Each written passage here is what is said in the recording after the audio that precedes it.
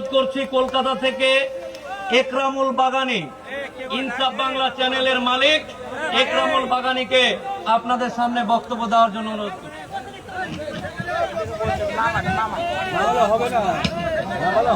আসসালামু আলাইকুম। রসুলের প্রেমিকদের কি গায়ে খুব রোদ লেগে গেল নাকি নাকি নারাই তাকবীর, নারাই তাকবীর।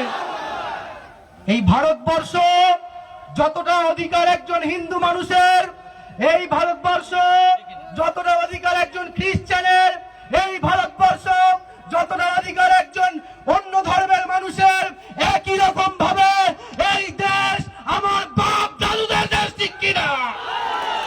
ঠিক কিনা? যারা এদিক ওদিক ঘোরাফেরা করছেন, কলকাতা হাইকোর্টের আইনজীবী মোফাক্কেরুল সাহেব তিনি বক্তব্য দেবেন। আপনারা সবাই এই মাঠ ভরিয়ে দিন। রসুলের প্রেমিকরা এই রোদ্দুরকে তোয়াক্কা না করে আল্লাহর জন্য, ইসলামের জন্য, রসুলের জন্য এই মাঠকে ভরিয়ে দিতে পারবেন কিনা? আজকে আই লাভ মোহাম্মদ সাল্লাল্লাহু আলাইহি ওয়াসাল্লাম স্লোগান দেওয়ার কারণে আজকে উত্তরপ্রদেশে যোগী আদিত্যনাথের পুলিশ তারা কিছু মুসলিম ধর্মাবলম্বী নবী প্রেমিকদের উপর কেস দিয়েছে, মামলা দিয়েছে। তারা জানে না মুসলমানদের কাছে কেস মামলা এগুলো কোনো ব্যাপার নয়। ইসলামের জন্য, দেশের জন্য এক কথায় নিজেদের জীবন দিয়ে দিতে পারে। পারবেন কিনা? সবাই উঠে দাঁড়িয়ে বলুন, পারবেন কিনা? নারায়ে তাকবীর। ভারতবর্ষ, ভারতবর্ষ, মোদি হটাও, মোদি হটাও, যোগী হায় হায়, যোগী হায় হায়। এই ভারতবর্ষ মোদি, যোগী, অমিত শাহ তাদের বাবার সম্পত্তি নয়। এই ভারতবর্ষ স্বাধীন হওয়ার পেছনে আমাদের পূর্বপুরুষরা, আলেম ওলামারা তারা জীবন দিয়েছিল। হ্যাঁ কিনা? হ্যাঁ কিনা? হ্যাঁ কিনা? আপনারা দেশের জন্য জীবন দিতে পারবেন, নবীর জন্য জীবন দিতে পারবেন, আল্লাহর জন্য জীবন দিতে পারবেন। ওয়াকফ সম্পত্তি বাঁচানোর জন্য আন্দোলনের বড় করতে পারবেন। এসআইআর এর বিরুদ্ধে আন্দোলনে নামতে পারবেন। নারায়ে তাকবীর, নারায়ে তাকবীর।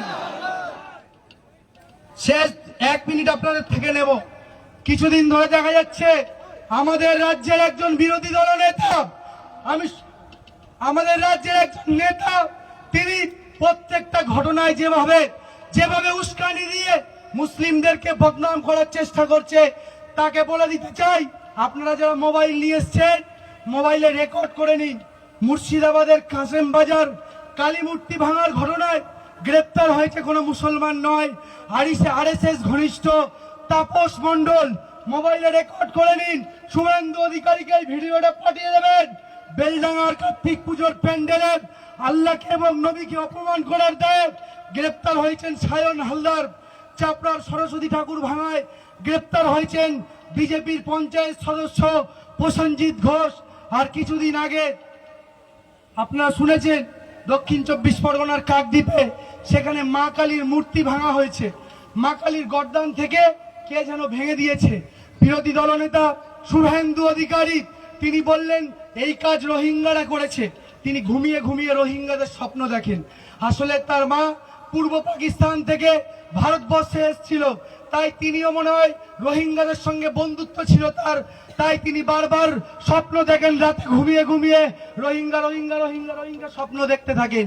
কিছুদিন আগে দেখা গেল কাকদ্বীপে মূর্তি ভাঙার দায়ে তিনি বললেন এখানে জিহাদিরা যুক্ত। সেখানেও দেখা গেল একজন আরএসএস বিজেপির সদস্য নারায়ণ হালদার তিনি গ্রেপ্তার হয়েছেন। ওই শুভেন্দু অধিকারী, ওই মূর্খ অধিকারী, ওই গরুর বাচ্চা নারায়ণ হালদারের নাম তার সোশ্যাল মিডিয়ায় পোস্ট করলেন না, এত পেছনে ভয়। শুভেন্দু অধিকারীকে চ্যালেঞ্জ করছি, তোমার যদি ব্যাগ বাপের বেটা হয়ে থাকো, নারায়ণ হালদারের নাম বড় করে তোমার সোশ্যাল মিডিয়ায় পোস্ট করো, এই ক্ষমতা ওদের নেই। তাই আপনারা ঐক্যবদ্ধ থাকবেন।